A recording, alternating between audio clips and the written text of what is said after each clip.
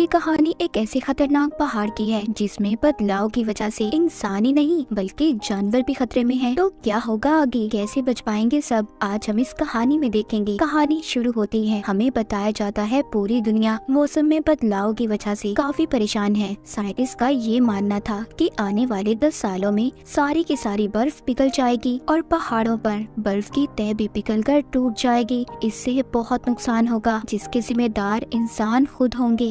इसके बाद 1300 मीटर की ऊंचाई पर एक क्लाइमेट स्टेशन को देखते हैं। वहाँ पर कुछ साइंटिस्ट मौसम के बारे में ही पता करने आए हुए थे। इनमें एक साइंटिस्ट जेनिक था, उसके साथ बाकी के 3 साथी और उसका एक डॉग था, जो सभी उस स्टेशन पर काम कर रहे थे और मौसम के बारे में जांच पड़ताल करने आए थे। जेनिक ने रात को काफी नशा किया हुआ था। सुबह होते ही वो एक तेज आवाज से जागता है। उसकी साथी उसे बुलाने आई थी। जेनिक ना चाहते हुए भी बाहर आता है। तभी उसको पता चलता है कि इस स्टेशन से कुछ दूरी पर जो मौसम के बारे में पता करने वाली मशीन लगाई हुई है वो खराब हो गई है। वो ठीक से काम भी नहीं कर रही। उस मशीन के बगैर ये ठीक से काम भी नहीं कर पा रहे थे, इसीलिए इन्हें उस मशीन को जल्द से जल्द ठीक करना होगा। जेनिक को ही उस मशीन को ठीक करने जाना था, इसीलिए ये सबकी बात मान लेता है। जब ये बाहर जाता है तो बाहर अपने डॉग को देखता है जो अजीब तरीके से एक पहाड़ को देख रहा था, जैसे उस डॉग को उन बर्फीले पहाड़ों पर कुछ अजीब सा नजर आ रहा हो। यहीं पर जेनिक का साथी उससे कहता है, जेनिक हमें यहाँ रहते हुए काफी वक्त हो गया है, तुम बहुत अलग रहते हो, ऐसा क्यों है? बल्कि ऐसी जगह पर तो हमें एक साथ रहना चाहिए, अच्छी दोस्ती करनी चाहिए एक दूसरे से। जेनिक कहता है, मैं इसकी वजह तुम्हें बाद में बताऊंगा, अभी फिलहाल तुम मेरे पीछे आओ। जब ये जा रहे थे तभी जेनिक का डॉग भौंकते हुए अलग रास्ते पर चला जाता है। जब ये दोनों भी उसका पीछा करते हैं वो रुक कर एक पहाड़ को देखते हैं जो लाल रंग की बर्फ की तह से ढका हुआ था।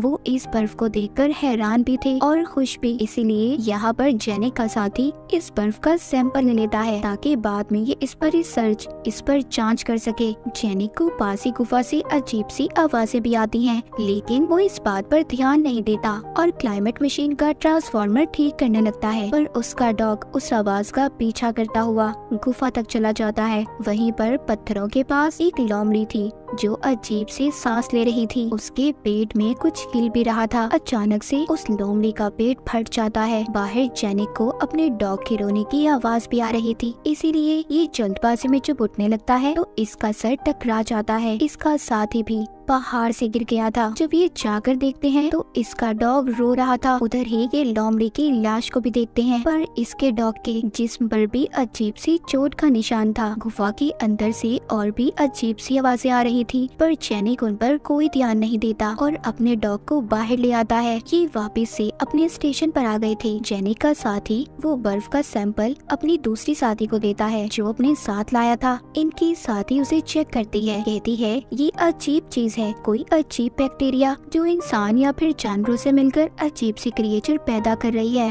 वो जेनिक से कहती है, जहाँ से तुम्हें ये सैंपल मिला है तो मुझे उस ग्लेशियर पर लेकर चलो, मैं और भी सैंपल लेकर उन पर रिसर्च करना चाहती हूँ। जेनिक कहता है, रात को मैं बाहर नहीं जाऊंगा, इस वक्त तो कभी नहीं। गुफा के पास एक खतरनाक लोमड़ी फिर रही है। उसके साथी उससे कहते हैं, जेनिक अब तुम ये बहाना कर रहे हो, गुफा के पास कोई खतरा नहीं है। लेकिन ये फिर भी अगले दिन जाने का फैसला करते हैं। इनका एक साथी कहता है, 2 दिन बाद प्राइम मिनिस्टर अपनी टीम के साथ आने वाली है, तो हम में से कोई भी उन्हें उस लाल चट्टान के बारे में कुछ नहीं बताएगा। जेनिक कहता है, ये मेरा काम है, मुझे ये सब बताना होगा। उधर प्राइम मिनिस्टर को देखते हैं जो कुछ रिपोर्टर्स के साथ आई हुई थी। के साथ जेनिक की पुरानी दोस्त भी थी जिसका नाम टेंचा था, पर जेनिक और इसके दरमियान में अब अलैदगी हो गई थी। टेंचा भी पहले पहाड़ों पर ही काम किया करती थी। इधर स्टेशन पर जेनिक के साथी उसे समझा रहे थे कि तुम मिनिस्टर की टीम को कुछ भी नहीं बताओगे क्योंकि ये सिर्फ उनका एक ट्रिप की तरह है, वो बिला वजह ही डर जाएंगे। इसीलिए जेनिक का साथी उसे नशे की दवा भी दे देता है ताकि ये किसी को कुछ भी ना बता पाए। जेनिक को टेंचा का फोन आता है। वो बताती है, कल सुबह हम मिनिस्टर के साथ पहाड़ों पर जाएंगे और तस्वीरें लेंगे। जेनिक को बहुत अच्छा लग रहा था कि बहुत वक्त के बाद वो टेंचा से मिलेगा, पर जेनिक की टीम परेशान थी कि कहीं ये सारी बातें अपनी दोस्त टेंचा को ना बता दे। जेनिक जब बाहर आता है तो उसे उसे किसी के चलने की आवाज महसूस होती है। ये फौरन से अपने साथियों को बुलाता है। वो चीज जेनिक पर हमला कर रही थी। जब उसके साथी बाहर आते हैं, जेनिक सबसे कहता है, चुप जाओ, मुझ पर किसी अजीब से दिखने वाली लोमड़ी ने हमला किया है जिसके सर पर सींग भी थे। पर कोई भी जेनिक की बात पर यकीन नहीं करता। उनको लग रहा था जो कुछ भी जेनिक बोल रहा है शायद नशे में है। पर जेनिक कहता है, बहुत बड़ा खतरा है, मुझे ये बात मिनिस्टर को बतानी होगी। इसी बात पर जेनिक और उसके साथियों में लड़ाई हो जाती है। उसका एक साथी समझाता है, देखो ऐसा कुछ नहीं है, तुम्हें गलत फहमी हुई है, जाओ जाकर आराम करो। जेनिक अपने डॉग को लेकर सोने चला जाता है। सुबह को जेनिक टेंजा को भी फोन करके बताता है कि आगे मत जाना, तुम्हारी जान को खतरा हो सकता है।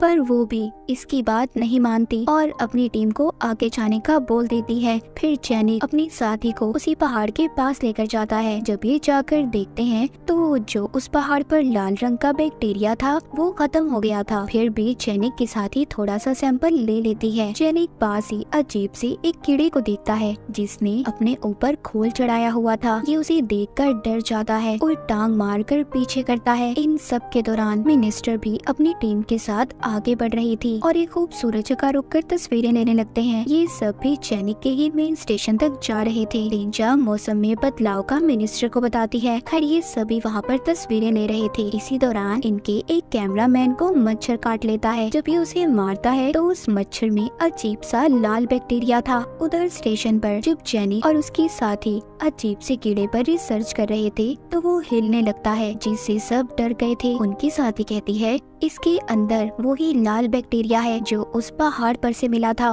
वो बताती है ये अजीब कीड़ा लोमड़ी और मच्छर के डीएनए से मिलकर बना है और ये लाल बैक्टीरिया है जो जानवरों के डीएनए से मिलकर अजीब से क्रिएचर पैदा कर सकता है। वो कहती है जब वो लाल बैक्टीरिया जिस पहाड़ पर था उसकी बर्फ जब पिघली होगी तो वो पानी में शामिल हुई होगी जिस पानी को लोमड़ी ने पिया होगा और मच्छर जिसको उसने खाया होगा। इन दोनों के डीएनए से मिलकर ये कीड़ा पैदा हुआ है। जेनी कहता है अगर इसी तरह का कोई और जानवर इंसान को काट ले तो क्या होगा। वो बताती है अगर ऐसा हुआ तो इंसान का दिमाग भी जानवर की तरह हो जाएगा। जिसके बाद जेनिक अपने कमरे में जाता है और अपने डॉग को देखता है। उसे समझ आ गई थी कि उसके डॉग के पेट में भी कोई क्रिएचर है जो आहिस्ता आहिस्ता बड़ा हो रहा है। जेनिक एक बार फिर टेंजा को फोन करता है, कहता है कि अभी तुम जिस रास्ते से आ रहे हो उधर लाल बैक्टीरिया वाले जानवरों का खतरा हो सकता है, तुम्हें दूसरे रास्ते से आना चाहिए। टेंजा अपनी टीम को बताती है। वो जब जेनिक से बात कर रही थी तो अपने डॉग के रोने की आवाज को भी सुनती है। कहती है जेनिक अभी तुम कुछ मत करना, मैं आ रही हूँ, हम मिलकर उसे बचा लेंगे। उधर जिस कैमरामैन को मच्छर ने काटा था उसकी हालत भी खराब हो रही थी, लेकिन वो बेचारा सोचता है शायद उसके साथ ये सब थकावट से हो रहा है। तभी यहाँ पर हम एक लड़की को भागते हुए देखते हैं जिसका पीछा लाल बैक्टीरिया वाली चील कर रही थी। उस लड़की का पाँव पत्थर से टकरा जाता है,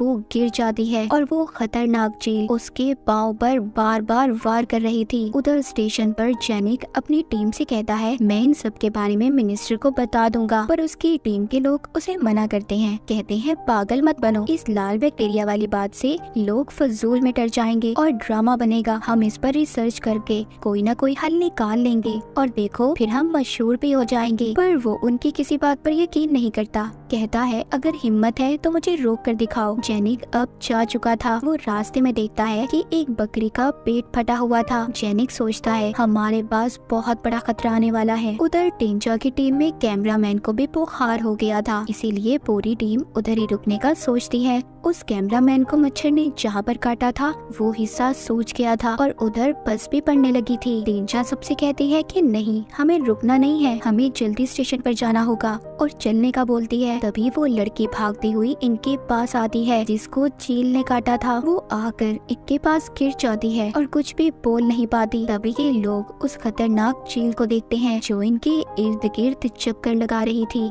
ये सब उस चील को देखकर डर गए थे। मिनिस्टर का बॉडीगार्ड उस चील को गोली मारने की कोशिश करता है, लेकिन चील अचानक से गायब हो जाती है। सब समझते हैं कि वो जा चुकी है, पर ऐसा नहीं था। वो अचानक से आकर बॉडीगार्ड पर हमला कर देती है और उसे मार देती है। कैमरामैन भी जिसको मच्छर ने काटा था डर कर यहाँ से भाग जाता है, लेकिन अब इधर जेनिक भी आ गया था जो सबको बचाकर स्टेशन पर ले आता है। ये जल्दी से उस लड़की को लिटाकर उसका इलाज करते हैं जिसको चील ने काटा था, मगर टीचा की टीम के आधे लोग बाहर ही रह गए थे। टींचा जेनिक से कहती है हमें जल्द ही मदद बुलानी होगी, तुम कॉल करो। पर जेनिक का साथी बताता है कि हमारे दो साथी उन फोन को लेकर साथ ले गए हैं जो दूसरे स्टेशन पर गए हैं और वो कल सुबह तक वापस आएंगे। इस बात पर जेनिक को बहुत गुस्सा आता है। वो अपने साथी को मारता है, कहता है तुम्हारी वजह से हम बहुत बड़ी मुसीबत में फंस गए हैं। मिनिस्टर यहाँ पर कहती है कि आप मेरा फोन इस्तेमाल कर सकते हैं, लेकिन ये उनसे कहते हैं कि इतनी ऊंचाई पर आम फोन के सिग्नल नहीं आते, हमें मदद के लिए सैटेलाइट फोन ही चाहिए। ये अब कुछ भी नहीं कर सकते थे।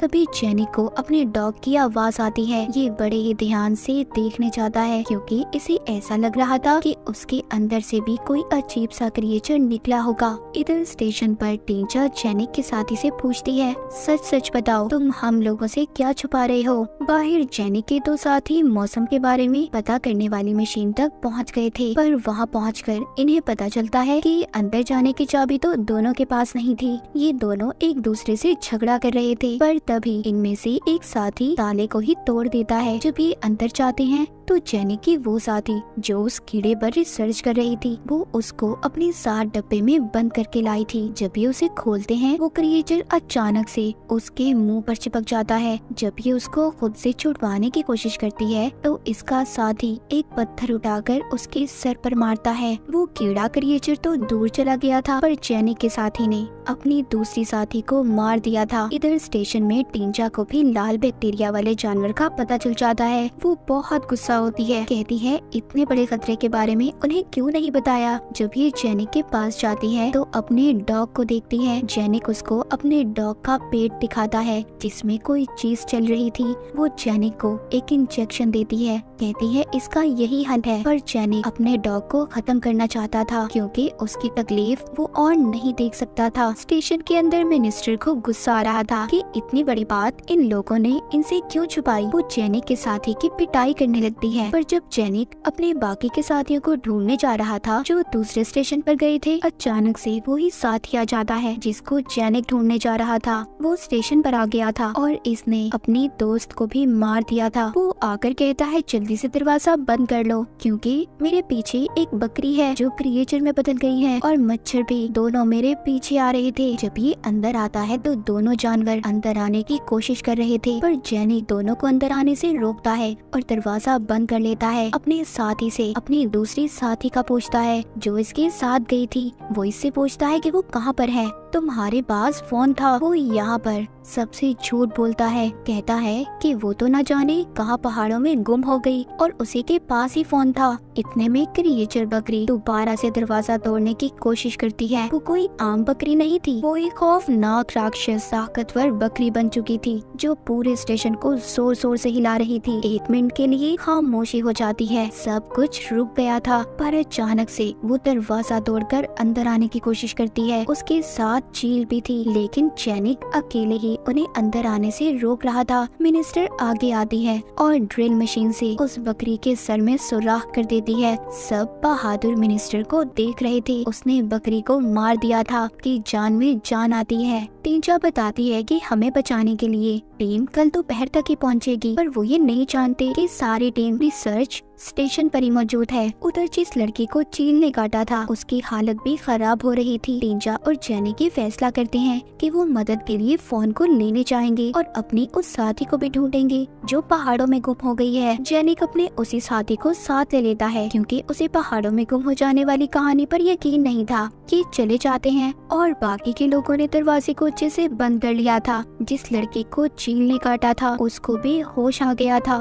तभी ये सब उसकी टांग पर देखते हैं जिधर चील ने काटा था। ऐसा लग रहा था कि उसके अंदर कोई चीज चल रही हो। जेनिक का साथी कहता है जो यहाँ पर रुका हुआ था, इसको देखकर ऐसा लग रहा है कि कोई नया जानवर पैदा होने वाला है। सभी लोग घबरा जाते हैं और बाहर जाने लगते हैं। मिनिस्टर कहती है हम इस लड़की का ऑपरेशन करेंगे, जो चीज इसकी टांग में है वो हिस्सा काट कर उसे बाहर निकाल लेंगे और उसे जला देंगे। ये ऐसा ही करते हैं जिससे उस लड़की की जान बच जाती है। बाहर जेनिक और टींचा जो मदद लेने गए थे वो सोच रहे थे कि शायद हम लड़की को नहीं बचा पाएंगे। यहाँ से जेनिक का साथी भागने की कोशिश करता है, पर जेनिक उसे बंदूक दिखाकर रोक लेता है। कहता है रुक जाओ, तुम ऐसे नहीं जा सकते। उधर स्टेशन पर सब लोग शांत थे कि उन्होंने लड़के की जान बचा ली। तभी कोई जोर जोर से दरवाजा बजाने लगता है। जब एक आदमी दरवाजा खोलता है तो दरवाजे पर वही कैमरामैन था जिसको मच्छर ने काटा था। उसका चेहरा अजीब सा खौफनाक छालों से भर गया था। वो सबसे यही कह रहा था कि प्लीज कोई तो मेरी मदद करो,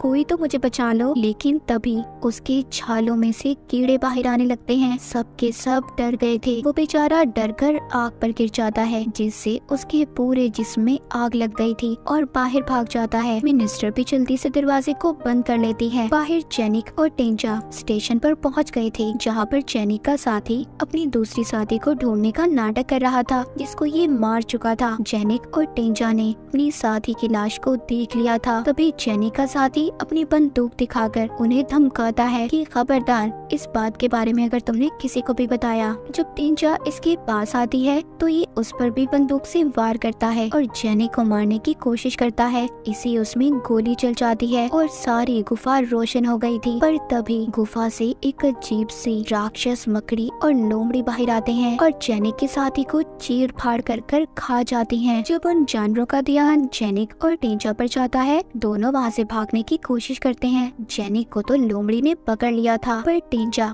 उसे बचा लेती है। वो लोमड़ी पर वार करके उसे मार देती है। फिर ये अपनी उस साथी की लाश के पास जाते हैं जिसके पास सैटेलाइट फोन था और मदद बुलाते हैं। सुबह भी हो चुकी थी। जब ये दूर से देखते हैं तो स्टेशन पर से धुएं उठ रहे थे। ये जल्दी से जाकर देखते हैं तो वो लड़की भी मर चुकी थी जिसको चील ने काटा था। थोड़ी देर बाद इन्हें हेलीकॉप्टर की आवाज भी आ जाती है। जब ये बाहर जाकर देखते हैं तो बाहर इनकी मदद के लिए लोग आ गए थे। जाने से पहले टेंजा जेनिक के कमरे में जाती है, जहाँ पर इनके डॉग ने एक बच्चे को पैदा किया था। ये बच्चा भी लाल बैक्टीरिया की वजह से ही पैदा हुआ है। जेनिक उस बच्चे को मारने वाला था, पर टेंजा उसको रोकती है। कहती है मैं इसको साथ लेकर जाना चाहती हूँ। जैसे ही ये हेलीकॉप्टर में बैठते हैं तो ये एक और पहाड़ को देखते हैं जिस पर लाल रंग की बर्फ थी, मतलब एक और खतरा। इनको उस छोटे बच्चे की आवाज भी आती है जिसको टेंजा साथ लाई थी। टेंजा और जेनिक दोनों एक दूसरे की तरफ देखते हैं। इनको आने वाले खतरे का पता चल गया था जो खुद ही अपने साथ ला रहे थे। और इसी के साथ इस फिल्म की कहानी यहीं पर खत्म हो जाती है।